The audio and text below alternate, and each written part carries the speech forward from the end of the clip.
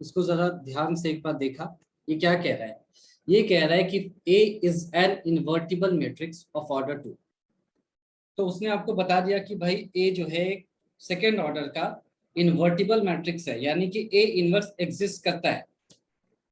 अब आपसे वो पूछ रहा है कि डिटर्मिनेंट ऑफ ए इनवर्स निकालना है, यानी वो आपसे क्या पूछ रहा है देख लो। चलो यही लिख दिया। वो आपसे पूछ रहा है ए इनवर्स का डिटर्मिनेंट क्या होगा। ये आपको बात समझ में आ गई? ऐसा पूछ रहा है, डिटर्मिनेंट ऑफ ए इनवर्स का मतलब ये हुआ। ठीक है, तो चलो एक एक चीज कर लेते हैं हम। हमने मान लिया, देखो इसको ऐसे डायरेक्टली नहीं सॉल्व कर पाएंगे, ऐसे डायरेक्टली सॉल्व करना बहुत मुश्किल हो जाएगा ए इनवर्स का डिटर्मिनेंट निकालना। तो हमने मान लिया A is equal to A B C D है, 2/2 का है तो हम मान सकते हैं। आप कुछ वैल्यू भी मान सकते हो, और वैल्यू में कुछ कट के गलत आंसर ना दे दे, इसीलिए हमने ए बी सी डी ऐसे माना। तो अगर ऐसा है तो यहाँ से डिटर्मिनेंट ऑफ ए क्या आ जाएगा? A D minus B C आ गया। इसको हमने इक्वेशन 1 माना, ऐसा आ गया। या अगर आप चाहो तो इसको हमने, चलो ये मैट्रिक्स फॉर्म में लिखा था, ये ऐसा होगा, ये आ गया हमारे पास। ठीक है, अब हमें ए इनवर्स चाहिए। तो ए इनवर्स कैसे निकाल सकते हैं यहाँ से? तो सभी को पता है कि एडजॉइंट ए निकाल लेते हैं पहले। तो एडजॉइंट ए का मैट्रिक्स आपको दिख गया होगा, D A minus B minus C होता है इस केस में। तो यहाँ से मुझे कोई ए इनवर्स बता सकता है क्या? फॉर्मूला मैंने आपके लिए लिख दिया है।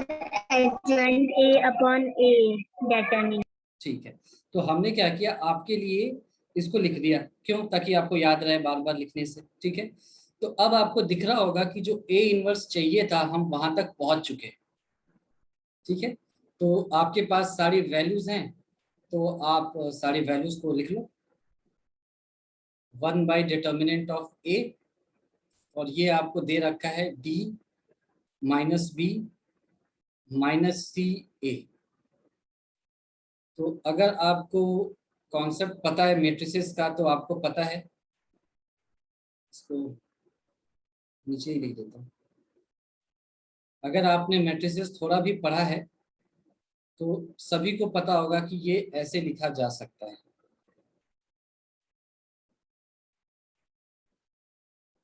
D by determinant A minus B by determinant of A minus C by determinant of A and A by determinant of A. So far so good, हमने ए इनवर्स निकाल लिया है, पर हमें इसका डिटर्मिनेंट चाहिए था। तो फिर ले लिया, taking determinant on both sides. Taking determinant on both sides. इसको करने से क्या फायदा होगा कि एलएचएस में जो आपको चाहिए था वो आ गया, और आरएचएस ऐसा हो गया।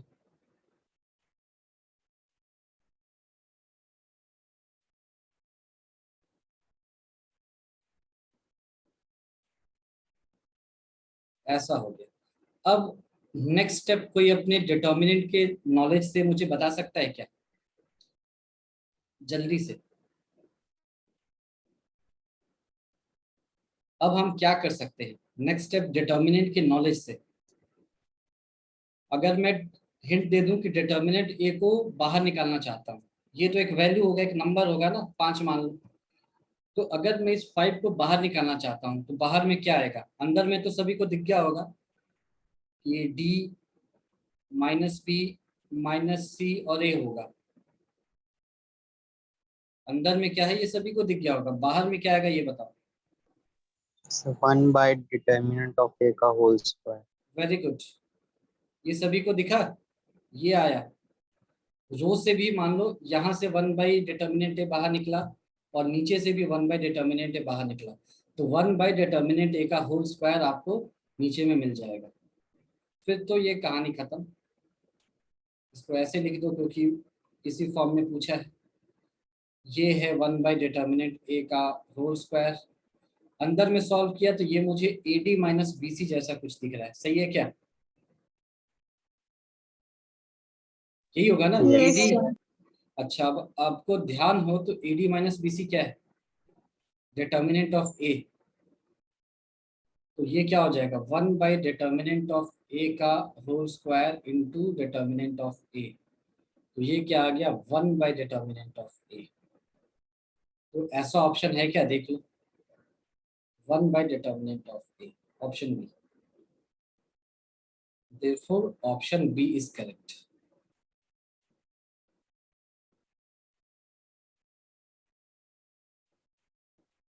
तो इसमें बहुत सारी चीजें थी, इसीलिए अच्छा क्वेश्चन है। देख लो कैसे कैसे किया। आपसे उसने सिर्फ ये बताया आपको कि ए इनवर्स एग्जिस्ट करता है, तो किसी भी two order second order determinant के लिए ए इनवर्स निकाल लो, ए इनवर्स की डिटर्मिनेंट वैल्यू बता दो, तो वो हमेशा यही होगा। इसको आप चाहो तो याद भी रख लो। एक सेकेंड ऑर्डर डिटर्मिनेंट के लिए अगर इनवर्स एग्जिस्ट करता है तो ए इनवर्स का डिटर्मिनेंट क्या होगा? उसी डिटर्मिनेंट मतलब उसी मैट्रिक्स का डिटर्मिनेंट का रेसिप्रोकल होता है। ठीक है, कैसे? हमने ए को ABCD माना, वहां से डिटर्मिनेंट ऑफ ए निकाल लिया। ए इनवर्स चाहिए तो एडजॉइंट ए निकाल लिया बहुत आसानी से, और ए इनवर्स की का फॉर्मूला हमें रख दिया, तो ए इनवर्स हमने मैट्रिक्स फॉर्म में कैलकुलेट कर लिया। अब डिटर्मिनेंट चाहिए तो दोनों तरफ डिटर्मिनेंट निकाल लिया, सॉल्व कर लिया, और ये आ गया ऐसा। तो होपफुली ये सबको समझ में आ गया होगा। आ गया है? ठीक। Yes. तो जो लास्ट टॉपिक है ये है, नाम इसका है एप्लीकेशन ऑफ डिटर्मिनेंट्स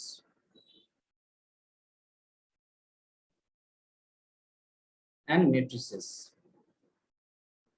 ये बहुत ही ज्यादा आसान है, आपको 5-7 मिनट में रियलाइज भी हो जाएगा। Application of determinants and matrices. तो क्या एप्लीकेशन है? वैसे तो बहुत एप्लीकेशन है, लेकिन हमने स्टार्टिंग में पढ़ा होगा कि ये किसके काम आता है? सॉल्विंग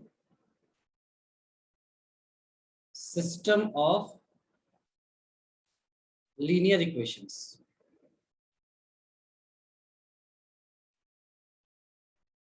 तो सिस्टम ऑफ लीनियर इक्वेशंस को सॉल्व करने के ये काम आता है।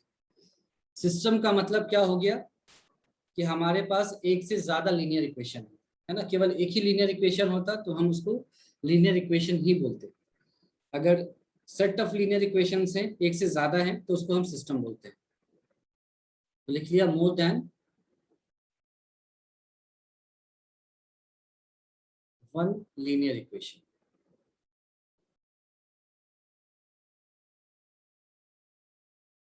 ठीक। अब इसको सॉल्व करने के दो तरीके होते हैं। जैसे मैंने लिखा कि ऐसे लिखा, या methods to solve system of linear equations।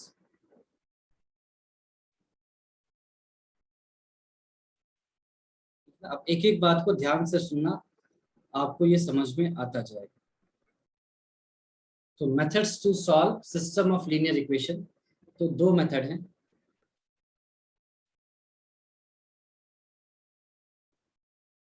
पहले को बोलते हैं डिटर्मिनेंट मेथड,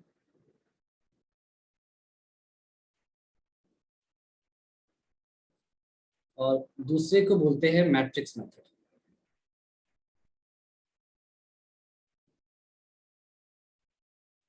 ठीक। डिटर्मिनेंट मेथड का एक नाम है, वो आपने सुना होगा,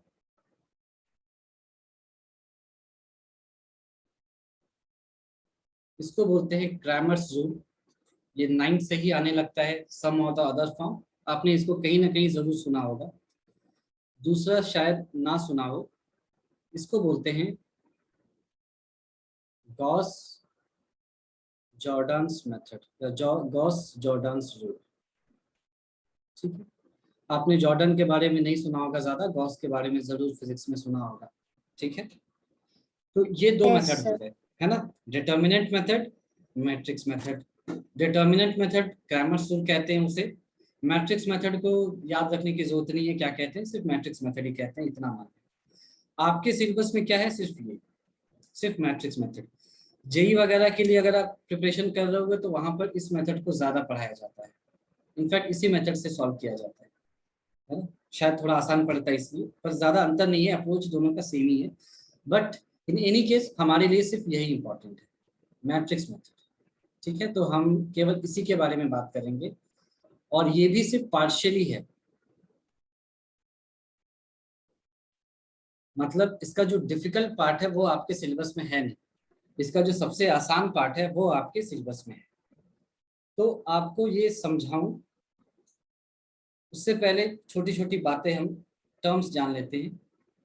आपने पढ़ा होगा कंसिस्टेंट, कंसिस्टेंट सिस्टम किसको कहते हैं?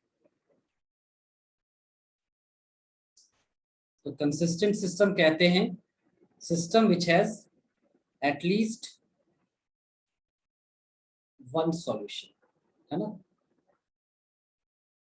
एक ऐसा सिस्टम जिसका कम से कम एक सॉल्यूशन हो उसको हम कंसिस्टेंट कहेंगे। ठीक है, सिस्टम की बात मतलब लीनियर इक्वेशंस की बात हो रही है, लीनियर इक्वेशन मतलब लाइंस की बात हो रही है या फिर प्लेन्स की बात हो रही है, यानी कि लाइंस कम से कम एक पॉइंट पर इंटरसेक्ट करें या प्लेन्स कम से कम एक पॉइंट पर इंटरसेक्ट करें, एक पॉइंट पर नहीं, एक लाइन के अलोंग इंटरसेक्ट करेंगे।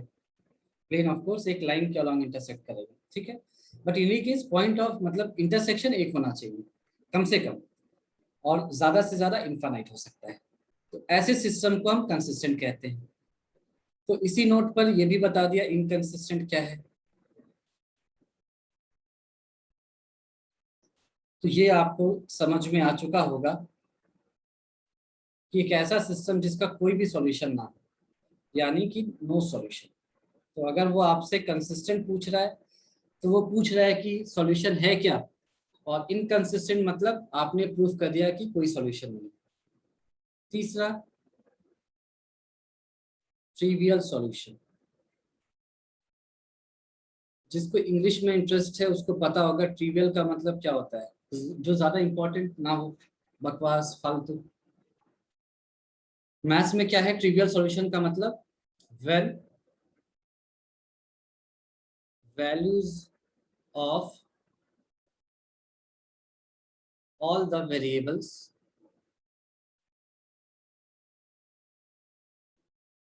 is equal to 0, that is मान लो x is equal to y equal to z equal to 0, यानी बेसिकली ओरिजिन अगर सॉल्यूशन हो जाए, सारे कुछ जीरो कब होंगे, ओरिजिन पर ही होते हैं। तो अगर ओरिजिन पर अगर लाइंस या आपको कोई भी प्लेन्स कुछ भी इंटरसेक्ट कर रहे हैं तो इसका मतलब ट्रिवियल सॉल्यूशन निकलेगा। नॉन ट्रिवियल का मतलब क्या हो गया,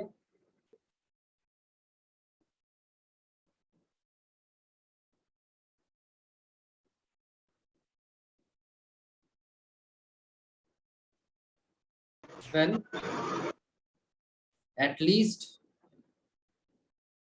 one variable is not equal to 0, यानी कम से कम एक वेरिएबल जीरो ना हो सकता है एक्स वाई दोनों जीरो हो जाएं पर जेड जीरो ना हो, तो इसको नॉन ट्रिवियल सॉल्यूशन कहेंगे। ठीक है, तो मेरे ख्याल से आपको चारों चीजें समझ में आ गई। पहली दोनों चीजें ज्यादा इंपॉर्टेंट है, कंसिस्टेंट इनकंसिस्टेंट। ठीक है, अब ये क्या है, कैसे काम करता है, तो मैट्रिक्स में जाने से पहले मैं आपको ऐसे एक इसका एक इंसाइट देना चाहता हूँ ताकि आपको ये समझ में आए अच्छे से। मान लो मेरे पास एक लीनियर इक्वेशन है ax is equal to B, मान लो ऐसा है। तो हमने दो केस मान ली। पहला केस क्या है कि a is not equal to 0, जो a है इक्वल टू 0 नहीं है, तो यहां से x की वैल्यू क्या आ जाएगी, b बाई ए। ये ठीक है, आ जाएगी या नहीं आएगी बताओ। दिखा सभी को या नहीं दिखा? Yes, sir. अगर a 0 नहीं है तो डिवीजन पॉसिबल है, और b क्या है, कांस्टेंट है। इसको लिख भी दिया यहाँ पर, a b belongs to constant. अगर a और b कांस्टेंट है, a अगर इक्वल टू 0 नहीं है तो b बाई a का डिवीजन, मतलब b का a से डिवीजन पॉसिबल है। तो यहाँ पर कितने सॉल्यूशंस मिलेंगे आपको? कितने सॉल्यूशन, x की कितनी वैल्यूज आ सकती हैं? जल्दी बताओ। x is equal to B by A, कितने सॉल्यूशंस आपको मिल जाएंगे ये बताओ। Infinite. ऐसा मत बोलो, अगर कांस्टेंट है तो कितनी वैल्यूज मिलेंगी? b बाई ए की वैल्यू फिक्स हो गई ना, आपको यहाँ एक ही सॉल्यूशन मिलेगा, यूनिक सॉल्यूशन। समझ में आया? क्योंकि b बाई ए कांस्टेंट है, कोई नंबर है, मान लो b 5 है, a की वैल्यू 2 है, तो x की वैल्यू क्या आएगी? 5/2, एक ही वैल्यू आएगी। ठीक है, अब यहाँ देखो आप, if a is equal to 0 तब ये डिवीजन पॉसिबल नहीं होगा। उस केस में मुझे लिखना होगा ax is equal to B, ऐसे ही लिखना पड़ेगा। अब यहाँ पर दो बातें हो सकती हैं, a आपका 0 है, इसका मतलब LHS तो हमेशा 0 होगा, b equal to 0, b not equal to 0। तो अगर b 0 नहीं होगा तो यहाँ पर क्या आएगा ये बताओ, सोच करके जरा आंसर करना। a इक्वल टू 0 है एंड b इक्वल टू 0 नहीं है, तो क्या मिलेगा आपको?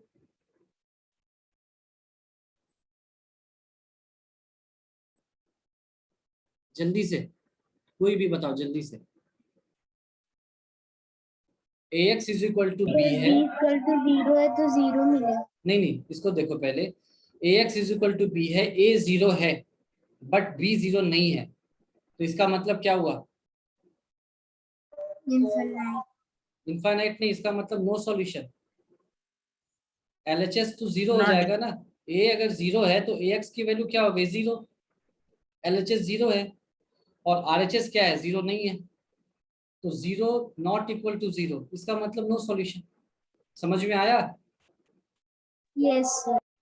और अगर यहाँ पर b भी 0 है तो x को कुछ भी रखते चले जाओ, LHS भी 0 होगा, RHS भी 0 होगा, तो ये आ जाएगा आपका इनफाइनाइट सॉल्यूशन।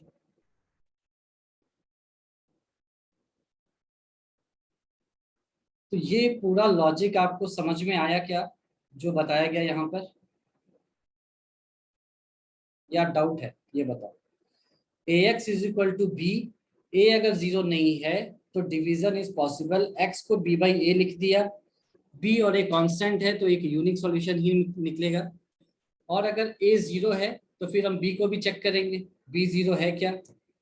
अगर b 0 है तो a कुछ, x कुछ भी रखो, LHS भी 0 होगा, RHS भी 0 है x की हर वैल्यू के लिए, तो यहाँ पर इनफाइनाइट सॉल्यूशन आएंगे। अगर b 0 नहीं है तो LHS तो 0 होगा क्योंकि a 0 है, और RHS 0 नहीं होगा, तो 0 नॉट इक्वल टू 0 का मतलब कोई सॉल्यूशन नहीं निकलेगा यहाँ से। तो ये आपको सब कुछ समझ में आया यहाँ तक, क्या डाउट है ये बताओ, जल्दी से Sir, बताओ। आ गया अच्छे से? मेरे ख्याल से ये इतना yes. कॉम्प्लिकेटेड भी नहीं है, बड़ा आसान है, तो आ गया होगा सभी को। इसको बोलेंगे कंसिस्टेंट, क्योंकि यहाँ सॉल्यूशन निकल रहा है। इसको बोलेंगे इनकंसिस्टेंट। ठीक है, इसको क्या बोलेंगे? कुछ नहीं, ये हमारे काम का नहीं है, हमारे सिलेबस में केवल इस तरह की बात है और इस तरह की बात है, यानी आपको प्रूफ करना होगा कि वो कंसिस्टेंट है क्या। अगर नहीं, a इक्वल टू 0 चेक करना पड़ेगा, a अगर नॉट इक्वल टू 0 आ जाए तो वो कंसिस्टेंट होगा, और अगर a 0 आ जाए तो आपको इसके लिए चेक करना पड़ेगा। ये नॉट इक्वल टू 0 ही आपके सिलेबस में है, ये नॉट इक्वल टू 0 आ जाएगा, आप उसको इनकंसिस्टेंट लिख देंगे। तो आपको होपफुली समझ में आ गया होगा यहाँ तक। अब ये मैट्रिक्स में कैसे अप्लाई होगा वो आपको बताया जाएगा। तो मान लो एग्जाम्पल ले लिया ऐसे, a1x plus P1y plus C1z is equal to D1 मान लो। फिर इसी तरह से A2x plus B2y plus C2z is equal to D2 मान लो, और A3x plus B3y plus C3z is equal to D3 मान लो। ऐसे तो इन मैट्रिक्स फॉर्म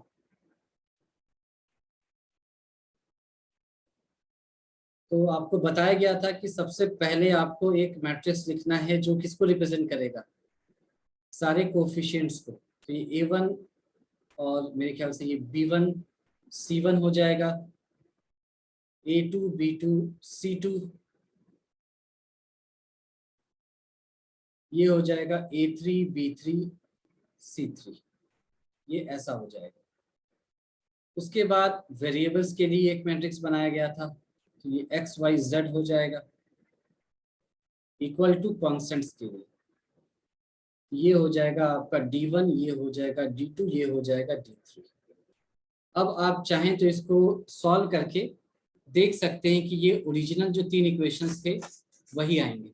आप चाहो तो मल्टीप्लाई करके देख सकते हैं। यहाँ पर A1x plus B1y plus C1z आएगा पहला row, similarly second row, third row, दोनों साइड मैट्रिसेस हैं, कंपेयर कर लिया तो वही इक्वेशन आएगा जो ऊपर में दिया गया है। तो इसको हम ऐसे मैट्रिक्स फॉर्म में लिखते हैं। इससे क्या फायदा होगा, इस पूरे मैट्रिक्स को हमने नाम दे दिया A, इसको हमने नाम दे दिया X और इसको नाम दे दिया B। तो this implies AX is equal to B। ये आपके सामने इक्वेशन आ गया। ठीक है, अगर आपको ध्यान हो तो ये कुछ वैसा ही है, AX is equal to B। यहाँ पर A B X वैल्यूज थे सिंपल, नीचे में ये आपको मैट्रिसेस हैं। इसको सॉल्व कैसे करेंगे वो आपको अब बताया जाएगा। सेट ऑफ लीनियर इक्वेशंस,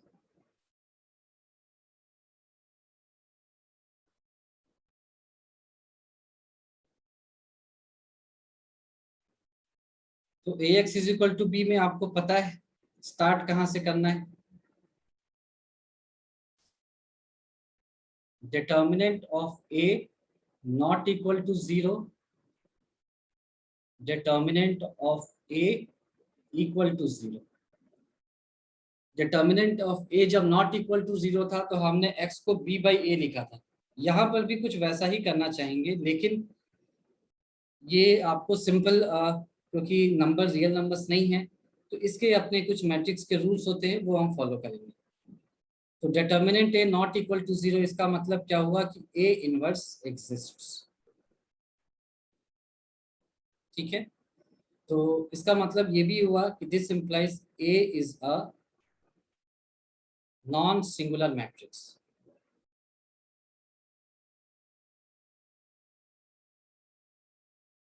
ठीक है, तो फिर हम क्या कर सकते हैं, तो प्री मल्टीप्लाई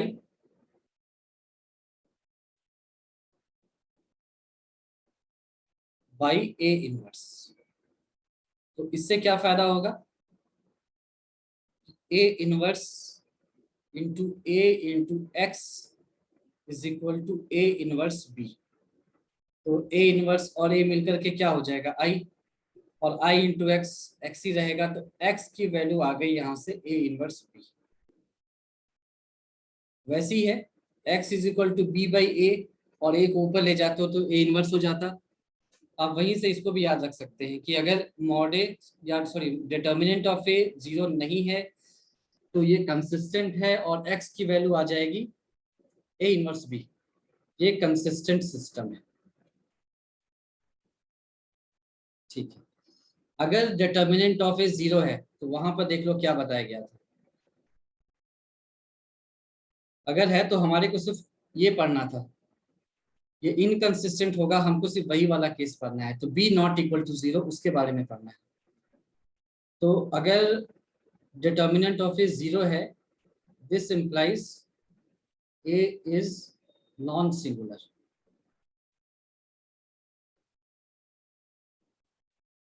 तो यहाँ से हम ऐसे लिख सकते हैं कि a into X is equal to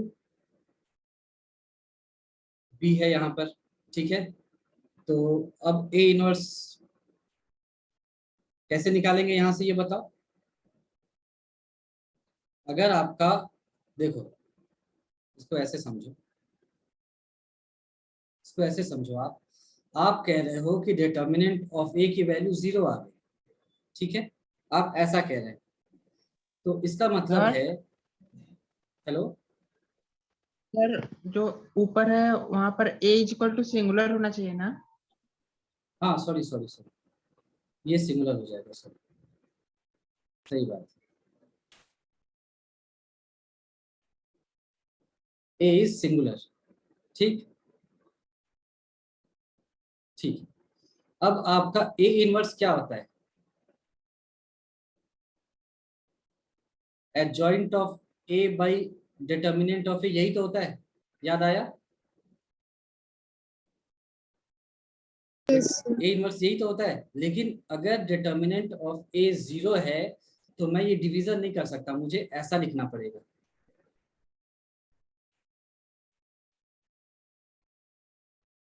ठीक है, मैं ये डिवीजन नहीं कर सकता, ये समझ में आ रहा है आपको? Yes. ठीक है, तो यानी कि मुझे ये ऐसा लिखना पड़ेगा कि इस तरह से देखना पड़ेगा। तो अब आपका LHS जो है वो हमेशा 0 होगा, ये दिख रहा है आपको? LHS जो है वो हमेशा 0 होगा, ये आपको समझ में आ रहा है? Yes. ठीक है, तो यहां से हम RHS कैलकुलेट करेंगे इस तरह से, adjoint of A into B. B क्यों किया, यहाँ पे बी है ना, ये बी है, इसको मल्टीप्लाई करेंगे और ये 0 नहीं होना चाहिए, ये 0 नहीं होना चाहिए। Joint of A into B, ये 0 नहीं होना चाहिए। अगर ऐसा है तो ये क्या हो जाएगा, इनकंसिस्टेंट, इनकंसिस्टेंट, ये ऐसा हो जाएगा। ठीक है, क्यों? ऊपर से देख लिया, ऐसा ही था, है ना, वहां पे था बी नॉट इक्वल टू 0, तो A X is equal to B, तो वहां से B should not be equal to 0, तो वहीं से ये कंडीशन आया। अगर डिटर्मिनेंट ऑफ ए 0 हो गया तो ए से डिवीजन करना, डिटर्मिनेंट ऑफ ए से डिवीजन करना पॉसिबल नहीं होगा। तो ए इनवर्स हमें पता है क्या होता है, adjoint of A divided by A. Adjoint of A into B क्या होना चाहिए, नॉट इक्वल टू 0।